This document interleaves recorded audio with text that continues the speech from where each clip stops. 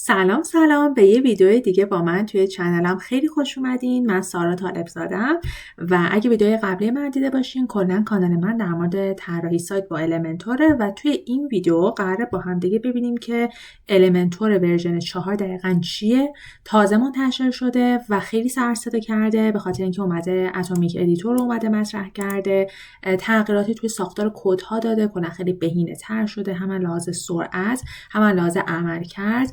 فیچرها و امکانات خیلی جدیدی داره که میخوایم با هم دیگه بررسی کنیم. اگه طراح سایتین و از المنتور استفاده میکنید پس قطعا باید این ویدیو رو ببینید، چون یه سری تغییراتی کرده که حتما باید بدونید که بتونید تو پروژه‌های جدیدتون ازش استفاده بکنید. خب بریم سراغ ویدیو.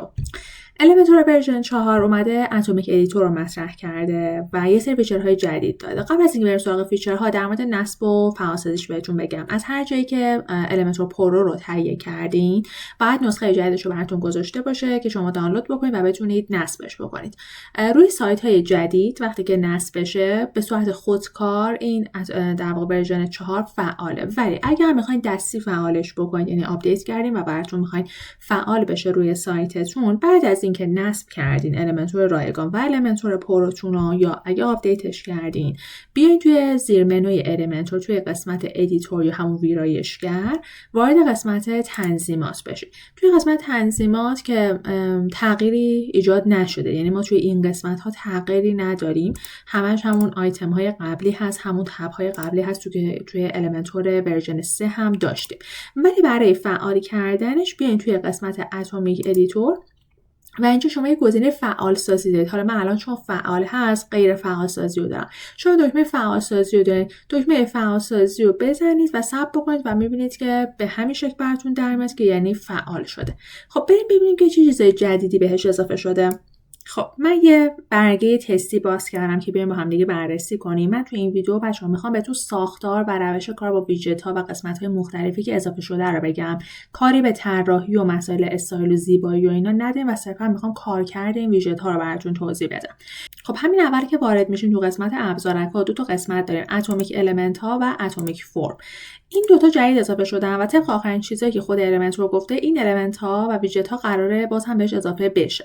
خب خیلی چیز جدیدی نیستن ولی توی کارکردشون با متفاوتن. یعنی ما همین آیتم ها رو توی المنتور ورژن 3 هم داشتیم، تب، سرور، پاراگراف، SVG و آیتم های دیگه که اینا رو الان جلوتر با هم دیگه بررسیش می‌کنیم. قسمت جدیدی که اضافه شده این تب کامپوننت هست که وقتی واردش میشیم شما از این قسمت میتونیم کامپوننت بسازیم که من جلوتر براتون میسازم. برای چه المان‌های مناسبه؟ زمانی که شما یک سری آیتم های تکراری، یک طرح تکراری هی داره تو صفحاتتون تکرار میشه، میایید براش کامپوننت میسازین و اون رو میایم استفاده میکنیم. به جای اینکه هی بیایم آیتم ها رو کپی بکنیم، همون کامپوننت به عنوان یک آیتم اینجا واسه همون قرار میگیره که میتونیم استفادهش بکنیم. قبل از اینکه بریم سراغ طرز کار کامپوننت، میخوام تنظیمات ویدجت ها رو بهتون بگم که چه تغییراتی کرده. برای مثال ما یکی از ویدجت ها رو میندازم، مثلا این DIV. خب DIV بلاک شبیه همون کانتینر هستش که ما استفاده میکردیم. ما اینجا 3 تا تب داریم، عمومی، استایل و اینتراکشنز یا همون تعاملات. این 3 تا تب برای همه ویدجت ها الان هستش، یعنی هر ویدجتی که شما انتخاب بکنید، بذار من بندازم، هر ویدجتی که انتخاب بکنید میبینید همین 3 تا تب رو داره. خب من میام تو همین قسمت DIV بلاک، توی تنظیمات عمومیش یه قسمت تنظیمات داره. اینجا تگ شمل رو میتونید مثل قبل بیاین انتخاب بکنید که چه تگی میخواین داشته باشه. برای مثلا اگه مثلا هدر دارین طراحی میکنید میتونید هدر بذارید، لینک میتونید اینجا قرار بدین، آیدی میتونید بهش بدید. یه نکته مهمی که توی ورژن 4 هست اینه که بیشتر بر اساس CSS هست، یعنی شما باید در واقع مقدار CSS بیشتری بدونید. مثلا تو طبیع استایلی که میرسیم بهتون توضیح میدم. باعث شده که خیلی بهینه‌تر باشه و خیلی کنترل و عملکرد بهتری داشته باشه. برای مثلا اگه شما یه استایل رو میخواید اعمال بکنید لازم نیست ازشون کپی بگیرید، شما میتونید یه کلاس تعریف بکنید و بیان رو همه الماناتون اعمالش بکنید. اینجا پس واسه آیدی CSS هست، اگه میخواین به این عنصر به این آیتمیک آیدی بدید اینجا قرار گرفته. باز بحث اون ولیو ها رو داریم که باز بحث CSS هست که اینجا در واقع اون اتریبیوت ها رو میتونیم مشخص بکنیم و دیسپلی کاندیشن هم که قبلا تو اون تب پیشرفته ورژن 3 بود الان تو ورژن 4 تو همین قسمت عمومی اومده و شما میتونید مشخص کنید که مثلا این کانتینر چه زمانی نمایش داده بشه که خب اینو داشتیم. باشین تو ورژن 3. میرسیم به تب استایل که خیلی کامل تر شده و این تب استایل این آیتم ها برای همه ویژت ها الان هستش. همین اول قسمت کلاس ها رو داریم. بذارین بهتون توضیح بدم. ببینید شما الان تو المنتور ورژن 4 میتونید هم کلاس های محلی داشته باشید، هم کلاس های گلوبال یا سراسری. یعنی چی؟ به صورت پیش‌فرض وقتی که اینجا وارد میشید میبینید این صورتی هست برای هر ویژتی که شما اینجا نگاش رو کنید این هستش. کلاس محلی یعنی شما وقتی که میاد استایل مشخص میکنید برای کانتینر، برای سرورک، برای هر ویژتتون، فقط برای اون ایجاد میشه وقتی که اینجا روی کلاس محلی هست. یعنی فقط هر استایل مینی روی همین هست و روی ویژت های دیگه نمیتونید ازش استفاده بکنید.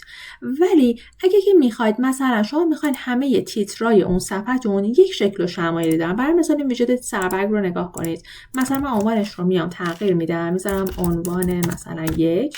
حالا فرض کنید یک عنوانی دارید و من میام تو تب استایل میخوام همه عنوانهای اون صفحه هم همین استایل رو داشته باشن. خب نمیخوام این آیتم رو کپی بکنم.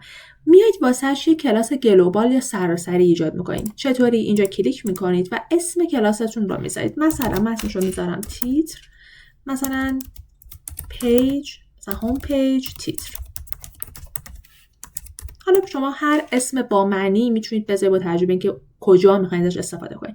وقتی که نوشتین اینجا روی کرییت بزنید یا اینتر رو بزنید روی کیبوردتون و این کلاس ایجاد میشه. خب حالا الان میبینید این روشن هست. یعنی الان شما هر استایلی که به این عنوانتون بدین توی این کلاس گلوبال شما داره ذخیره میشه و شما میتونید بعداً توی بقیه سرورکاتون ازش استفاده بکنید. خب بیایم این ویژت رو استایل بدیم تیتر رو، ببینیم چطوری میتونیم تو تیترهای دیگه استفادهش بکنیم. برای مثال من میام تو قسمت تایپوگرافی فونتش رو مثلا انتخاب میکنم. من از فونت پیدا دارم استفاده میکنم. مثلا یه وزن 600 براش میذارم و مثلا میذارم 22 و یه ذره باریک‌ترش میکنم میذارم 500. راستچین باشه. رنگش رو میام انتخاب میکنم مثلا مشکی و هر در واقع استایل دیگه که میخوام بهش بدم. حالا من دقیقاً میخوام بیام دوباره تو صفحه‌ام از یه سربرگ دیگه استفاده بکنم. خب سربرگو که میذارم اینو میذارم عنوان 2. ببینید من الان که سربرگ انداختم خب اون ویژت پیش‌فرض استایل پیش‌فرض خودش رو داره. حالا میخوام دقیقاً همین استایل رو بگیره. چی کار میکنم؟ روی این جریده کلیک میکنم، میام تو تب استایل اینجا کلیک میکنم. میخوام از همون کلاس گلوبالی که ایجاد کردم استفاده کنم. کلاسمون همین بود، هوم پیج تیتر. روش میزنم میبینید در جا استایل های همون قبلی رو گرفت به خاطر اینکه اومدیم کلاس تعریف کردیم. این کلاس ها کار کردن باهاش رو تمرین بکنید. خیلی مهمه. خیلی کارتون رو میندازه. خیلی کارتون سریع‌تر و حرفه‌ای‌تر میشه. و دیگه اون مشکلات اوورراید که توی ورژن 3 داشتیم وقتی خودمون کد CSS می‌زدیم توی قسمت CSS سفارشی، یادتونه اینجا یک تب پیشرفته‌ای بود. ما می‌اومدیم انتهای صفحه قسمت CSS سفارشی داشت و کد CSS می‌زدیم. بعضی وقتا اعمال نمی‌شد، مجبور بودیم ایمپورتنت اضافه کنیم ته کدای CSS مون و هی اوورراید می‌شد و این باعث می‌شد که این کدها فقط داشتن هی تکرار می‌شدن. ما یه حجم CSS داشتیم که شاید استفاده نمی‌شد. ولی الان خیلی بهینه‌تر شده ساختار و با این کلاس‌ها میتونید مدیریتش بکنید. خب کلاس محلی چطوریه؟ شما فقط وقتی که به یک ویژتتون میخواین فقط همونو استایلش بکنید. مثلا من یه ویژت سربرگ دیگه میندازم، اسمشو میذارم سربرگ استایل محلی که بدونید این در واقع با کلاس محلی هست. چطوریه؟ شما توی تب تنظیماتش میتونید برچسبش رو انتخاب بکنید. یعنی تگش رو میتونید انتخاب بکنید که این سربرگ شما H1 H2 H3 H چنده، اینو انتخاب میکنید. باز بقیه همون تنظیمات رو اینجا داره. توی تب استایل حالا من میام استایلش میکنم. مثلا من میخوام این تایپوگرافیش 25 باشه، فونتش پیدا باشه و بولد باشه، 700 باشه. رنگش هم مثلا میخوام قرمز باشه و وسط چین باشه. حالا الان کانتینرم چون وسط چین نیست این وسط نیومده و آیتم های دیگه که من الان جلوتر همه این تنظیمات رو بهتون توضیح میدم. خب میبینید الان چون این لوکاله من هیچ کلاس گلوبالی براش انتخاب نکردم، این به همین شکل هستش و شما نمیتونید بیاید این استایل رو به یک عنوان دیگه به یک ویژت دیگه بدید به خاطر اینکه این لوکاله و فقط برای اینه. خب من آیتم های قبلی رو پاک میکنم که اینجا شلوغ نشه و بریم که تنظیمات مختلفی که هست اینجا توی تب استایل رو براتون توضیح بدم. اولیش کلاس بود که توضیح دادیم چطوری میتونیم کلاس ها رو ایجاد کنیم.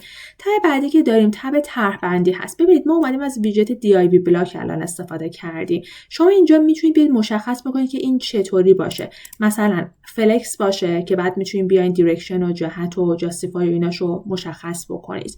یا حالتهای دیگه اینلاین بلاک باشه یا آیتم های دیگه. پس ما اینجا میتونیم انتخاب بکنیم و خیلی مرتب تر شده و دستمون بازتره.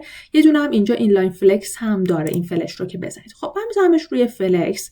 جهتش رو مثل ورژن 3 میتونید انتخاب بکنید، جاستیفای و تراز مواردش رو میتونید انتخاب بکنید که خب الان چون این آیتمی داخلش نیست شاید خیلی واضح نباشه. بذارید من 2 تا دکمه میندازم داخلش، ازش تکثیرم میکنم که اینجا وقتی که تغییر میدم شما متوجه بشید. ببینید جهت شما میتونیم تغییر بدیم و جاستیفایش رو و همچنین تراز مواردش که لحاظ ارتفاع، یعنی اگه این کانتینر یه مقدار ارتفاع داشته باشه میبینید که تغییر میکنه. باز بحث شکافا رو داریم اینجا و شما میتونید هر مقداری که میخواید رو بهش بدین. این گزینه هم برای اینه که اینا با هم دیگه سینکن. اگه اینو بردارید و مثلا بدید اینو 20 یا 2، این یکی تغییر نمیکنه. و گزینه رپ هم اومده اینجا اضافه شده که این حالت نو رپه که یعنی همش تو یه خط باشه و این حالت رپه که یعنی میتونه بره خط بعدی.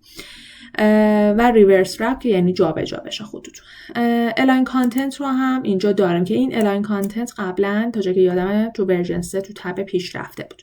خب تب دیگه ای که داریم تب فاصله گذاری ها هست یا همون پدینگ ها و مارجین ها یا همون فاصله های داخلی و فاصله های خارجی که میبینید نحوه نمایششون اومده تغییر کرده. همچنان وقتی که این روشن باشه و یه مقداری شما بدید میبینید با همدیگه رو چارتاش اعمال شده و این بالاهاش هم نوشته که هر کدوم مال کدومه، یعنی این مال بالاست، مال پایینه، مال راست و مال چپ هستش. و اگه هم خواستیم پاک بکنید میبینید وقتی موضوع میبرید یه آیکون اینجا اضافه میشه به اسم پاک کردن، روش که بزنید پاک میکنه. همچنین یه آیتم دیگه هست به اسم variables که این هم جزو آیتم های جدیدیه که توی المنتور اضافه شده. خب وریبل ها چیا هستن؟ وریبل ها یکی از آپشن های جدیدیه که تو المنتور ورژن 4 اضافه شده و اینطوریه که شما میتونید یه سری متغیر تعریف بکنید که بیاین تو جاهای مختلفش استفاده بکنید و هی دستی موارد رو نیاین تنظیم بکنید. و خاصیت دیگه شو اینه که شما اگه مثلا خواستین همه اون مثلا شما یک فاصله رو مشخص کردین به همه دکمه هاتون میدید، مثلا به پدینگش به فاصله داخلیش دارید میدید، بعد میخواین همه اینها مثلا دکمه مشابهی هستن، میخواین تو همشون این پدینگ ها تغییر بکنه، خب این فواصل میخواین تغییر بکنه، خب به جای دستی بیاین دونه دونه تو هر دکمه اینو تغییر بدین، شما میتونین بیاین وریبل مشخص بکنید و فقط اون وریبل یعنی اون متغیر رو شما فقط میایین مقدارش رو تغییر میدید و بعد تو همه جاهایی که اون متغیر استفاده شده این تغییرات اعمال میشه. پس خیلی شما طراحیتون سریع‌تر میشه و خیلی راحت‌تر میتونید این کارو مدیریتش بکنید. خب حالا چطوریه؟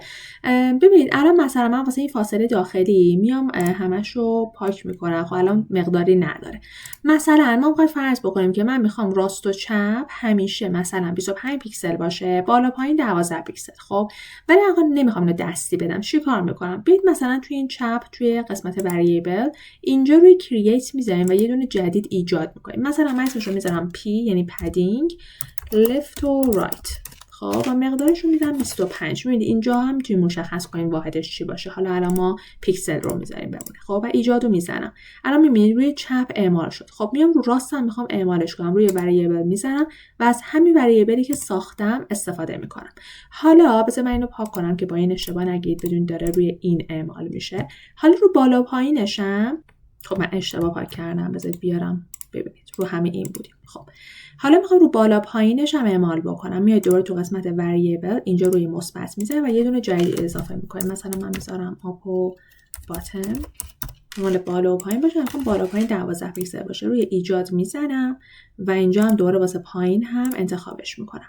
الان میبینید واسهش اعمال شده. الان یه دکمه دیگه هم اگه شما داشته باشین میتونید دقیقاً بیاید براش همین کار رو بکنید. توی قسمت فاصله گذاری توی فواصل میتونید بیاین از این وریبل ها استفاده بکنید. مثلا برای قسمت اندازه است. ما اگه یادتون باشه مثلا برای کانتینرها توی المنتور ورژن 3 تو همین تب اول میتونید بیاین ارزش رو مشخص کنید. الان میگم همه اینها اومده توی استایل. اینجا شما ارزش رو میتونید مشخص بکنید، حالا به پیکسل یا به درصد، هر ارزی که میخواین بذارید. مثلا فرض کنید میخواین بهش بدید 80% و اینجا میتونید ارزش رو مشخص بکنید، ارتفاع، حداقل طول، حداقل ارتفاع و ماکسیموم ها هم حتی شما میتونید دیگه اینجا مشخص بکنید. و اوورفلو هم اومده اینجا که اوورفلو داشته باشه یا مخفی باشه یا روی اتوماتیک باشه. روی نمایش بیشتر هم که بزنید چند تا آیتم دیگه هم اینجا داریم. مثلا شما اندازه‌شو بر اساس نسبت‌های مختلف میتونید تنظیم بکنید. مثلا نسبت 1 و 1 داشته باشه به این شکل، یا نسبت‌های مختلف که میتونید براش تعیین بکنید. ببینید شما نسبت‌های مختلفی میتونید واسه کانتینرتون بذارید. یا اینکه اگه هم نخواستین از اینجا میتونید پاکش بکنید. و آبجکت فیت هم داره که مثلا وقتی یه عکسی تو بک‌گراند داشته باشه میتونید مشخص بکنید که کل کانتینر رو بگیره، حالت کاور یا پوشش رو داشته باشه، کانتین یا همون دربرگیرنده رو داشته باشه و آیتم‌های دیگه که اینها رو ما توی المنتور ورژن 3 داشتیم، فقط اینا الان جاش تغییر کرده. تب بعدی تب جایگاه هست. این جایگاه یا پوزیشن تو همون در واقع CSS که داشتیم، پوزیشن این کانتینر یا اون ویژت رو میتونید مشخص بکنید که اگه یادتون باشه تو ورژن 3 ما مطلق و ثابت رو داشتیم. الان استاتیک، ریلیتیو یا در واقع و چسبنده هم یا همون چسبان استیکی هم اینجا اضافه شده. پس ما الان تو دستمون توی جایگاه هم بازتره. تب بعدی اون تب تایپوگرافیه که حالا من اینو روی یک ویژت تیتر بهتون نشون بدم یا هم ویژت سربرگ که در این حال همین ویژت سربرگ هم با ویژگیاش میتونیم آشنا بشیم.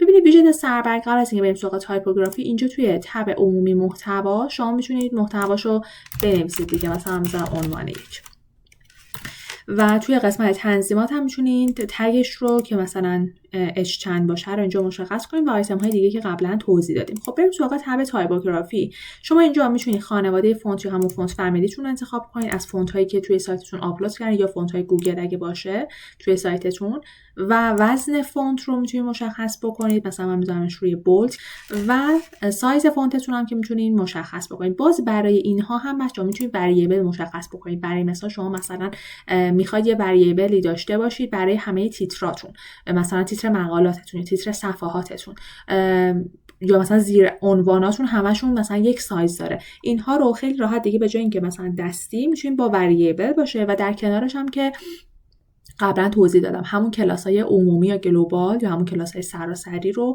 میتونید استفاده بکنید که به همه مثلا اون آیتم‌ها همه عنواناتون و استایل رو بدید. تکست الاین اینجا قرار گرفته که راستچین، وسطچین یا آیتم های دیگر رو میتونید مشخص بکنید که الان به خاطر کانتینر و خب طول این کلا این همینجا قرار گرفته.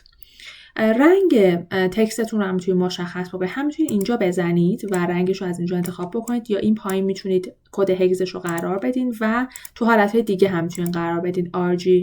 RGB و HSL هم میتونید اینجا قرار بدید یا از اول مثلا اینجا میتونید یهو بیاین کد هگزش رو بیاید اینجا قرار بدید.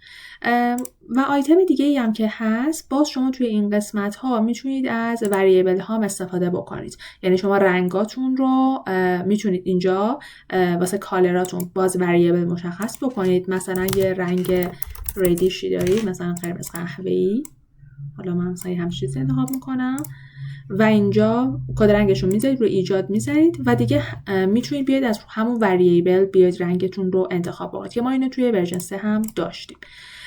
و تنظیمات بیشتری هم اینجا اضافه شده، مثلا ارتفاع خط اینجا قرار گرفته یا فاصله بین حروف که حالا واسه حروف انگلیسیه، فاصله کلمات و یه آیتم مهمش این کالمز هست که اضافه شده، ستون ها. این تو کجا به درد میخوره؟ وقتی که شما پاراگراف دارید، حالا من ویژت پاراگراف استفاده میکنم و همینو کپی میکنم که میخوام یه پاراگراف درست بکنم. فرض کنید در پاراگراف ماه. خب شما میاد توی قسمت تایپوگرافی میادین پایین، اینجا توی کالم شما میتونید ستونتون مشخص کنید. مثلا 2 تا ستون میخواید که محتواتون تو 2 تا ستون نمایش داده بشه یا مثلا تو 3 تا ستون میخواید نمایش داده بشه. این کار و این قابلیت رو الان اضافه کرده که شما به راحتی میتونید اینطوری نحوه نمایش پاراگرافاتون رو مشخص کنید و فاصله شون هم همینطور. ببینید مثلا 100 پیکسل میبینید فاصله بینشون رو میتونید مشخص بکنید. و لاین دکوریشن که چطوری باشه، مثلا یادتونه وقتی لینک میذاشیم زیرش خط میذاش، اینم الان اینجا اضافه شده که مثلا میتونه هیچ دکوری نداشته باشه، میتونه زیرش آندرلاین باشه، روش باشه یا آیتم های دیگه. باز ترانسفورم رو داشتیم قبلا که اینجا قرار گرفته که واسه حروف انگلیسی مثلا حرف اول بزرگ باشه و اینا. و راستچین و چپچین رو داریم الان توی اینجا که میتونیم مشخص بکنیم و فونت استایل که ایتالیک باشه یا ساده باشه و استروک متر که اگه بخواید یک سایه‌ای در واقع همچین برده در واقع دورش بدید میتونید استفاده بکنید که البته دیگه خیلی قدیمی شده استفاده نمیشه، ولی خب اینجا ما فیچرش رو داریم. خب من میگم تو همین کانتینر ادامه تنظیمات رو بهتون نشون بدم. گزینه پس زمینه رو داریم، تب پس زمینه، که شما هم میتونید توی گزینه اوورلی بیاید عکس انتخاب بکنید که من حالا یه عکسی الان اینجا انتخاب میکنم که صرفا بیام بهتون نشون بدم. بذارید یک ارتفاعی من به این کانتینر هم بدم توی قسمت اندازه. شما میتونید بیا یه حداقل ارتفاعی بدید. من یه 200 پیکسل یا مثلا 500 پیکسل بهش میدم که مشخص باشه. خب برمیگردیم به تب پس زمینه. من عکس رو انتخاب کردم، روش که بزنید خب اینجا که عکس رو برگزاری میکنید باز اینجا رزولوشن داریم که داشتیم قبلا. جایگاهش رو مشخص کنید، مثلا وسط در وسط باشه، تکرار داشته باشه نداشته باشه. این آیتم ها رو همه رو از قبل داشتیم که میتونیم انجامش بدیم. اینجا گزینه اندازه رو داریم که باز همون کاور و کانتین و ایناست که میتونیم واسش مشخص بکنیم و اتچمنت هم همینجا اضافه شده که اینو تو المنتور ورژن 3 هم داشتیم. مثلا وقتی که روی فیکس بذارید، بذار من این تبو ببندم، میبینید عکس فیکس اونجا میمونه و بقیه المان ها تکون میخورن که مثلا میتونید اینو براش مشخص بکنید. یک گزینه اینجا گرادینت اینجا اضافه شده. اگه دارید که رنگ واسه پس زمینتون مشخص میکنید، از اینجا دیگه میتونید گرادینتتون رو مشخص بکنید که باز همون حالتهای قبلی، یعنی شما زاویه‌اش رو، نوعش رو که لینیر باشه یا رادینت باشه و رنگ و ایناش میتونید مشخص کنید، یا اینکه کلا یک رنگ ساده به پس زمینتون بدید. پس همه حالتهای پس زمینه در واقع همین جاه. اگه هم نخواستین عکس بذارید، مثلا خواستین رنگ بذارید، از همین جا میتونید رنگ مورد نظرتون رو میبینید انتخاب بکنید. حالا من یه رنگ دیگه میذارم. گزینه بعدی تب حاشیه هستش که اینجا شما همون بوردر ها هست که تنظیماتش مثل همون قبل هست. شما میتونید اندازه بوردرتون رو، رنگش رو و نوع بوردر رو انتخاب بکنید و همچنین بوردر رادیوس یا همون گردی دورش رو هم میتونید اینطوری مشخص بکنید. و تب بعدی تب افکت ها هست. در واقع ما توی CSS کدهایی داشتیم واسه همون میکس بلند مود، اگه یادتون باشه که توی CSS سفارشی خودمون میتونیم کدش رو بزنیم. اینجا الان تو قسمت افکت ها برامون اضافه شده که میتونیم ازش استفاده بکنیم تو آیتم های مختلف. اوپاسیتی اینجا هستش الان که مثلا اوپاسیتیش بزنم 50 میبینید حالت محو میگیره. باکس شادو رو داریم که تو قبلا هم داشتیم و همون تنظیمات براش هست، فقط نحوه نمایشش الان متفاوت شده که اینجا اضافه شده. قسمت بعدی تبدیل ها یا همون ترانسفورم ها هستن که ببینید شما اینجا مثلا روی پلاس که بزنید میتونید نوعش رو مشخص کنید که مثلا از نوع اسکیل باشه یا از آیتم های دیگه، که میتونید باز بیاین تنظیماتش رو مشخص کنید که اینم توی ورژن 3 داشتیم، فقط جاشون رو تغییر کرده. ترانزیشن ها اضافه شدن که میتونید ترانزیشن ها براشون انتخاب بکنید و مدت زمان ایناشو بذارید. قسمت بعدی قسمت فیلترها هست که اگه مثلا عکس چیزی دارید میتونید فیلترها بهش بدید. هم بلر دارید که مثلا حالت محو داشته باشه و فیلترهای دیگه مثلا سیاه‌سفید کردن و اینها هم داریم که اینجا شما میتونید به مقدارش رو مشخص بکنید. حالا اینجا الان چون عکس نیست خیلی به کارمون نمیاد. و گزینه دیگه که اضافه شده بک دراپ فیلترز هست که واسه در واقع پس زمینه ها هست. حالا آیتم هایی که یه مقدار حالت گلاس مورفیز و حالت شفاف دارن و اینا، شما میتونید بیاید باشون واسه پس زمینه هاشون میتونید از این فیلترها هم بیاین استفاده کنید. در کل میگم خیلی در واقع به مقدار بیشتری CSS احتیاج داره دانش CSS تون که بتونید از آیتم ها و گزینه های مختلفش بتونید استفاده بکنید. خب تب بعدی که اضافه شده تب اینتراکشنز یا تعاملات هستش که خیلی میتونید ازش استفاده قشنگی بکنید برای نمایش قسمت‌های مختلف. برای مثال ببینید الان مثلا این کانتینر رو من انتخاب کردم، توی قسمت اینتراکشن روی کرییت که بزنید شما میتونید یه دونه ایجاد بکنید. چطوریه؟ ببینید دو تا تب داره، تنظیمات و دیتیلز، که شما اینجا میتونید مشخص بکنید که زمانی که صفحه لود میشه باشه یا زمانی که داره اسکرول میخوره، یعنی نوعش رو میتونید مشخص بکنید که بر چه اساس باشه. مثلا من میذارم روی پیج لود و افکتش رو میتونید مشخص کنید که مثلا فید باشه، اسلاید باشه یا افکت های دیگه ای که داره و بعد تنظیمات مخصوص به خودش. مثلا من رو فید میذارم، حالا فید این باشه یا فید اوت باشه هم مشخص میشه. مثلا میذارم جهتش رو از پایین و اینجا مثلا دیوریشنش رو میتونید مشخص کنید. مثلا من میذارم 800، میخوام آرومتر بیاد، دیلی نمیخوام داشته باشه و نوع ایزینگش هم رو همین ایزین میذاریم بمونه. تب تنظیماتش هم برای اینه که مشخص بکنید که تو چه سایزی از اون دیوایس بهتون نمایش بده. حالا من روی انتشار میزنم، میخوام صفحه رو بیارم که ببینید که الان چطوری داره نمایشش میده. میبینید با یه همچین افکتی میاد نمایشش میده. پس شما از این قسمت اینتراکشن میتونید اینا رو هم مدیریت بکنید. خب تفاوت خیلی مهمی که المنتور ورژن 4 با المنتور ورژن 3 و نسخه‌های قبلیش کرده توی کدها هست. کدها خیلی بهینه‌ترن. چطوری؟ ببینید هر ویجت یک تگ DIV یا دیو کمتر داره. چطوریه؟ ببینید این یه نمونه سایتیه که با ورژن 3 زده شده. خب ببینید اینجا الان من این تیتر رو انتخابش میکنم، توی کدها میخوام بهتون نشون بدم. ببینید هر تگی، مثلا این تگ پیک، خب یه دونه DIV برای خودش داره. دوباره واسه زیریش هم همین حالته. میبینید الان یه DIV داخلش تگ پی قرار گرفته. یعنی هر آیتم، هر ویجتی که شما میندازین یک تگ DIV داره و بعد داخلش حالا اون موضوعی هست که مد نظرتون بوده. ولی الان تو همین صفحه تستی که الان ما ایجاد کردیم، من الان 2 تا عنوان قرار دادم و میخوام کد اینو بهتون نشون بدم. ببینید الان اینجا ما یه H3 که قرار داده بودیم، خب خود این 2 تا توی کانتینر بودن. نگاه کنید اینجا من 2 تا تیتر دارم، یه سربرگینم یه سربرگ که 2 تاشون توی این کانتینر هستن. خب حالا نگاه کنید این همون کانتینر است، توش 2 تا H3 داره دیگه. هر کدوم از این H3 ها، حالا میتونه H3 باشه، میتونه P باشه، هر آیتمی دیگه، هر کدوم از اینها یه دونه کانتینر DIV بر خودشون، یه دونه تگ DIV ندارن و داخل همون چیزی هن که ساختیم، یعنی دیگه کد اضافه تری نداره و این خیلی میتونه کمک کنه به بهینه تر شدن صفحتون. مشکلات کانتینرهای تو در تویی که ما توی نسخه های قبلی داشتیم و میگفتیم باید حواسمون باشه که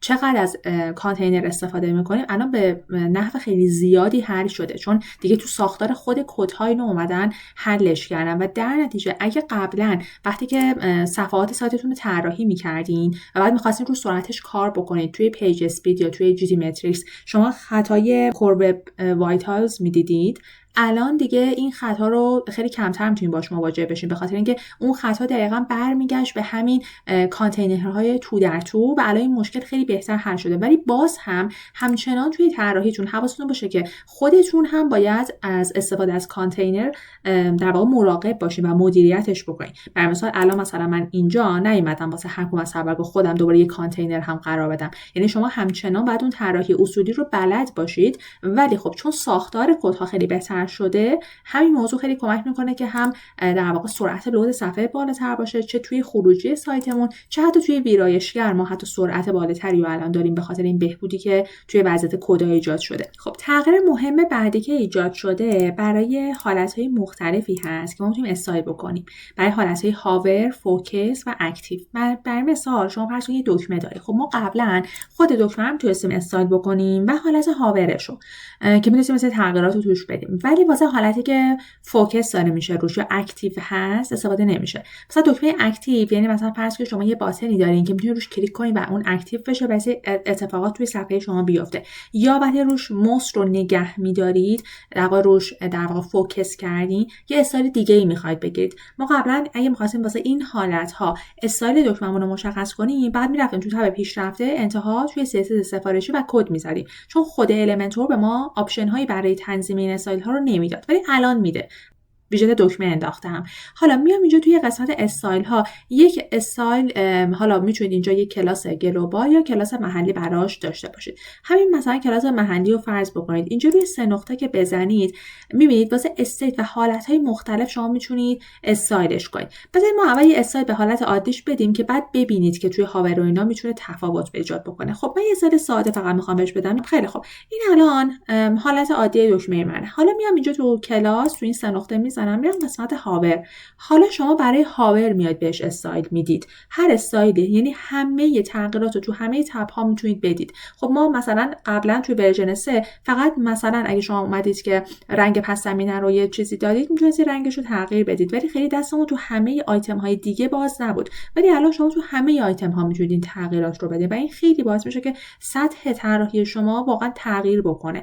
مثلا الان حالا من میخوام این تغییرات ساده توش بدم. میخوام یه مقدار وقتی هاور میشه فونت بزرگتر شه، مثلا بشه 28 و رنگ پس زمینش هم میخوام مثلا تیره تر شه و رنگ خودش هم همین سفید بمونه. اوکیه. ببینید الان من رو موس و روش هاور شده و میبینید فونت بزرگتر میشه و رنگ پس زمینه من هم تیره تر میشه. حالا حالت بعدی حالت فوکس هست. میخوام وقتی موس روش نگه میدارم، یعنی ببینید من الان کلیک کردم ولی تغییری تو استایلش نمیبینید. میخوام تو این حالتی که روش کلیک شده و نگه داشته شده میخوام یه تغییری ایجاد بدم. چطوری؟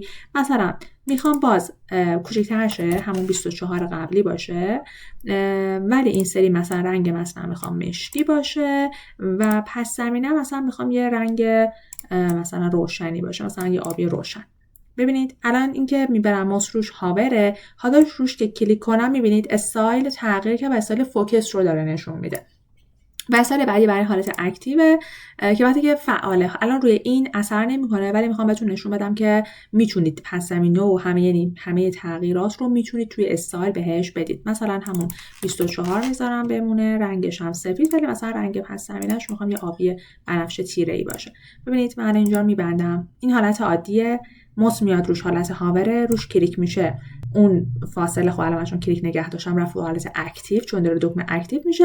ولی اگه مثلا این یه دکمه ای بود که میتونستم الان بهتون نشون بدم، اون حالت فوکسش هم شما میتونستین ببینید. الان من دقیقاً اینجا ندارم که اینو بهتون نشون بدم، ولی الان شما واسه هر 4 تا استیتتون میتونید بیاید استایل‌های مختلفی بدین و خیلی دستتون باز شده توی طراحی. خب آپشن بعدی که اضافه شده به المنتور ورژن 4 مثلا کامپوننت ها هست که شما میتونید برای آیتم های تکراریتون استفاده بکنید و خیلی کاربردیه. فرض بکنیم ما توی سایت یه سری آیتم هایی رو داریم کنار هم، یه باکسی هست مثلا و هی جاهای مختلف شما دارین توی صفحات سایتتون استفادهش می‌کنید. برای مثلا شما یه کاروسل نظرات مشتریانتون دارین، تو صفحات مختلف دارین نمایشش میدین و یکسان هم هستش. خب میتونید به جای اینکه هی اونا رو کپی پیست بکنید و تو جاهای دیگه بذارید، توی از کامپوننت استفاده بکنید. یک بار طراحیش می‌کنید، یک بار دیزاینش می‌کنید و بعد هر جا که دلتون بخواد ازش استفاده می‌کنید. خب برای استفاده ازش میاد توی قسمت ویژت ها، اینجا یه تب اضافه شده کامپوننت ها و اینجا شما میتونید روی کرییت بزنید و بسازید. حالا الان تو تاریخی که من ضبط می‌کنم به خاطر وضعیتی که نت کشور داره ما نمیتونیم از این طریق بسازیمش، بخاطر اینکه میره توی مخزن و یه چیزی رو میخواد نصب کنه. ولی راه دیگه ای هم اینجا بهمون داده که اینجا نوشته، میگه که بیاید روی یکی از DIB بلاک ها یا توی فلکس باکس کنترل شیفت و کی رو روی کیبوردتون بگیرید. خب ما میام همین کارو میکنیم. من یه فلکس باکس میندازم اینجا، میخوام بهتون نشون بدم. حالا همین رو انتخابش میکنم و روی کیبوردم کنترل شیفت و کی رو میگیرم. میبینید الان داره کامپوننت میسازه و میگه اسمش رو بذار. خب من یه اسمی میذارم که بدونم این برای چیه. مثلا میذارم باکس نظرات، مثلا باکس نظرات. خب برای کرییت میزنم. حالا ثبت میکنم که این کامپوننت رو برام من بسازه. خب الان کامپوننت رو ساخته. حالا من ساختار رو میبندم. این کامپوننت رو ساخته. حالا من میخوام بیام داخلش مشخص کنم شما میخواید داخل این کامپوننت چی باشه و میاد استایلش بکنید. دقیقاً مثل یک کانتینر میمونه، فقط به عنوان کامپوننت داره ذخیره‌اش میکنه.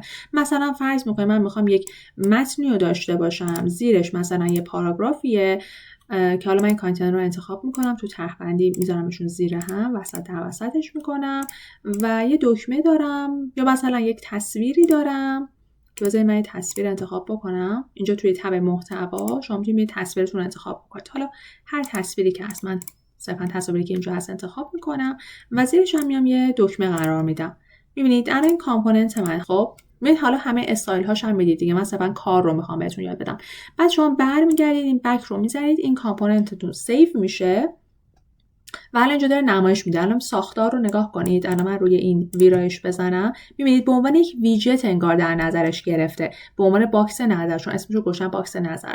و شما حالا همین رو میتونید کپی کنید، مثلا بیاید مثلا یه جای دیگه توی یک صفحه دیگه پیستش بکنید و دقیقاً قرار میگیره. یا میتونید مستقیم از تو قسمت کامپوننت ها بیاید استفادهش بکنید، روش که بزنید، حالا یا میتونید بکشید یا بزنید روش و این کامپوننت رو براتون میذاره و شما خیلی راحت دوباره میتونید ازش استفاده بکنید. خب بریم خیلی سریع ادامه ویژت های دیگه‌ای که توی اتمیک المنت ها هم هست با هم دیگه بررسی بکنیم که بتونیم ویدیو رو تمومش بکنیم. خب ویژت های DIB و فلکس باکس، سربرگ، تصاویر، اینا رو که با هم دیگه بررسی کردیم. برای مثلا ویژت تب یه مقدار شکل و شمایل و کاربردش تغییر کرده. توی تب عمومی محتوا شما میتونید بیاید مشخص کنید که چند تا تب داشته باشین.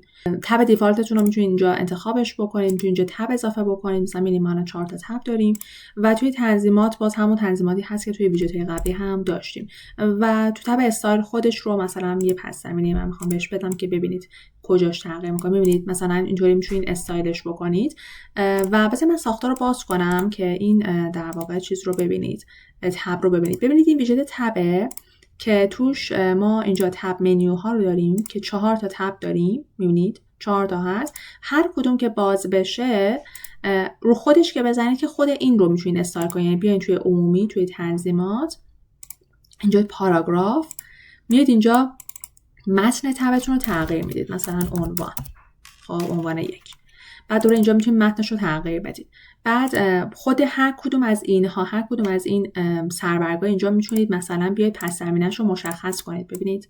میبینید من فقط واسه یکیش مشخص کردم. خیلی دستتون رو تو استایل الان این گزینه باز میذاره. ما قبلا توی تب‌ها خیلی همچین فیچرهایی رو نداشتیم. بعد هر کدوم هم که شما اینجا میتونید براش بیاید، مثلا اینجا توی تبش من میام یه عکس قرار میدم.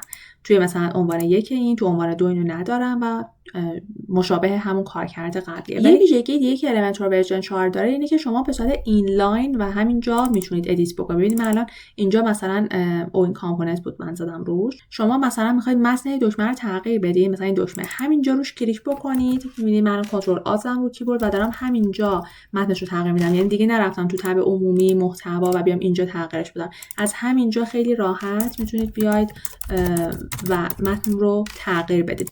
و چیز دیگه هم که اضافه شده، مثلا شما این متن رو انتخاب میکنین، از همینجا مثلا میتونید بولدش بکنید و میبینید یک قسمت از کلمه رو میتونید بولد بکنید. ما قبلا این رو توی ورژن 3 نداشتیم. ما اگه می‌خواستیم فقط این یه قسمت مثلا بولد بشه، بعد اینو میذاشیم داخل اسپم، بعد میمدیم کد میزدیم اینو بولد میکردیم. ولی الان خیلی راحت شما میتونید این کارو بکنید. مثلا این یکی رو مثلا میخواید ایتالیکش بکنید، میبینید هر کدومش رو میتونید به این شکل تغییر بدین و خیلی واقعا قوی تر شده. ویژت های دیگه هم مثل قبل هستش. SVG همون آیکون SVG هست که از این قسم توی آیکون SVG تون رو آپلود بکنید و دوباره همون دقیقاً تنظیمات رو برای استایل ها داره. و همچنین ویژت ویدیو هم دارید که میتونید ویدیوتون رو آپلود بکنید و زمان آغاز و اینا بذارید، واسش کاور بذارید و آیتم های دیگه. پس این ویژت های قسمت اتمیک المنت هستش.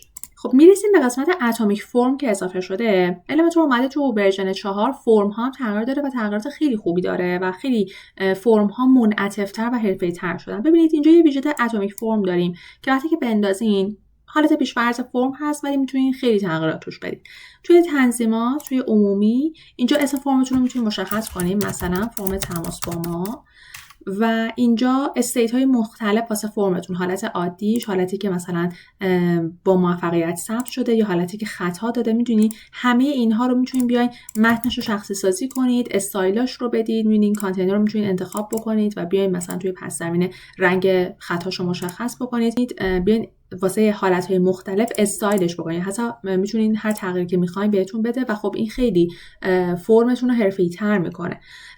این قسمت‌ها واسه ارسال فرمه که تقریبا همون شبیه آیتم‌های قبلیه که داشتیم، یعنی خیلی فرقی نکرده. ایمیلی که به کجا بره، موضوع چی باشه و اینا همش همونه. ولی تو تب استایل باز شما خود این فرم بذارید مثلا یه پس زمینه بهتون بهش بدم. می‌بینید خود مثلا پس زمینه فرم ایناتون رو میتونید مشخص بکنید و بعد هر کدوم از این لیبل هاتون و این اینپوتاتون رو میتونید استایل بکنید. ببینید من الان روی این لیبل که بزنم توی ساختار هم میتونید ببینید هر کدوم از اینا یک برچسبه و یک ورودی. میبینید دوره برچسب ورودی، برچسب ورودی. خب شما مثلا میخواید این لیبل رو بیاین استایل بکنید. خب به جای که دستی بیاین الان دونه دونه این کار رو بکنید، دیگه با استفاده از کلاس هایی که داریم خیلی راحت میتونید بیاین یک کلاس گلوبال یعنی سراسری ایجاد بکنیم و به همه‌شون بدیم. خب من میام بهش یک کلاس گلوبال واسش تعریف میکنم که بتونم به بقیه هم بزنم. مثلا اسمشو میذارم فرم لیبل.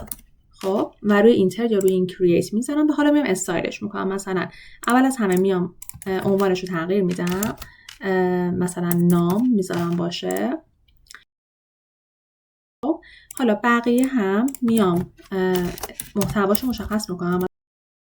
حالا الان میام اینجا که استایل رو دادم، این کلاس گلوبال رو دادم، میام روی این یکی لیبل، میام تو تب استایل و همین فرم لیبل رو براش انتخاب میکنم. میبینید الان استایلش به همون شکل در اومد. پس واسه همشون میتونم این فرم لیبل رو بدم و خیلی راحت الان همشون استایلی که من میخوام رو دارن. ولی الان اینکه اینطوری میتونید دونه دونه اینها رو مشخص بکنید، دستتون از این جهت باز میذاره که شما ممکنه مثلا بخواید یکی از این لیبل ها، یکی از این اینپوت ها یک تغییری بکنه و دیگه وابسته به استایل کل فرم نیست و اینطوری دستی میتونید خیلی راحت تغییرشون بدید. قسمت اینپوت هم همینطور. شما من روش کلیک میکنم، اینجا توی محتوا این پلیس هولدرش رو که میتونید مشخص کنید. مثلا من میذارم اینجا سارا و نوع اینپوتتون هم میتونید مشخص کنید. متنی باشه، ایمیل باشه، رمز عبور باشه و فیلدهایی که داره. الزامی بودنش رو میتونید مشخص کنید که بزنید دیگه الزامیه و رید اونلی هم داره جدیدن، یعنی اینکه نمیتونه دیتا توش وارد کنه، فقط میتونه بخونه. اگه فیلدی دارید که مثلا نمیخواید که کاربر توش دیتا وارد کنه، میتونید این رو هم فعال بکنید. خب ما توی این اتمیک فرما ویژتاشو هر کدوم جدا جدا هم داریم، یعنی اگه شما خواستین باز مثلا میتونید بیاد یک ورودی اضافه کنید، مثلا شما میخواید 2 تا ایمیل طرف وارد بکنه، شما میتونید 2 تا اینپوت واسش بذارید، یا مثلا میتونید برچسب اضافه کنید، حالا هر جایی که مد نظرتونه میتونید دکمه بذارید و چک باکس رو هم داریم. میبینید اینجا ما الان مثلا من تو ساختار بهتون نشون بدم. اینجا ما الان یه تیتر داریم و چک باکس هم اینجا داریم. ما توی قبلی چک باکس نداشتیم که اینجا میتونین اسمشو قرار بدین، الزامی بودن و ولیوها و ایناشو میتونین قرار بدین. پس ما واسه فرم ها هم تغییرات زیادی داشتیم و خیلی فرم های در واقع بهتری میتونیم طراحی بکنیم. دیگه لازم نیست واسه فرماتون از افزون استفاده کنین. البته که خب هنوز یه سری کارهایی هست که انجام نمیده، اینجوری نیستش که به هیچ پلاگین دیگه احتیاج نداشته باشیم، ولی فرم های مثل تماس با ما یا فرم های ساده که نیاز داریم خیلی حرفه‌ای‌تر شده و خیلی طراحیمون هم قشنگ‌تر شده. آخرین تغییری که میخوام توی این ویدیو بهش اشاره بکنم در مورد رسپانسیو کردن هستش که توی المنتور ورژن 4 خیلی این موضوع قوی‌تر شده. ما قبلا توی المنتور ورژن 3 خب یه سری ویژت‌ها رو داشتیم که میشد رسپانسیو کرد، ولی اگه یادتون باشه مثلا یه آیکونی بغل اون تنظیماتش بود، مثلا اگه شما می‌خواستین فونت سایزش رو بیاین تغییر بدین، بغل این مثلا سایز یه علامت لپتاپ، علامت دسکتاپ بود، یه آیکونی بود که اون یعنی که میشد رسپانسیوش کرد و شما مثلا تو سایز مختلف میتونید فونتش رو تغییر بدین. ولی یه سری که از ویدجت ها این آپشن رو نداشتن، یعنی شما مثلا نمیتونید بیاین تو حالت موبایل سازش رو تغییر بدین، یعنی واسه همه آیتم ها و ویدجت ها ما این گزینه رو متاسفانه نداشتیم.